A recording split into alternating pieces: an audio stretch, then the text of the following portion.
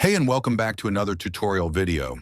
In this video, you will find out how you can compress videos for TikTok or other social media platforms using HandBrake. HandBrake is a free desktop app that can help in compressing longer or bigger sized videos for TikTok or Instagram. So if you're looking for a free tool to compress longer videos, then here is how you can do it. So go ahead and hit that subscribe button and let's get into this. First of all, go over to your Google browser or any browser that you're using and search for HandBrake and click on the first link. Here you can download it for your PC.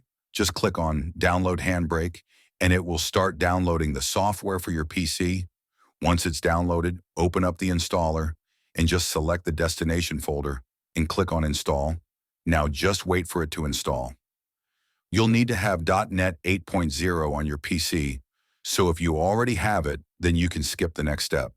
But if you don't have the version, then just click on the download option here, which will take you to the official Microsoft website, so you can download from there, wait for it to download, and then just install it on your PC. Once done, you can easily run HandBrake on your PC, so open up the software. Here you'd need to select the video you want to edit on HandBrake, so click on File or Folder and select the file or folder. This is the main interface where you can edit your videos. To compress any video, you can change the preset from here. Click on the Dimensions tab, and you will be able to change the resolution and other dimensions of your video. In the Videos tab, you can switch the encodes or the frame rate of the video, as well as the quality from here.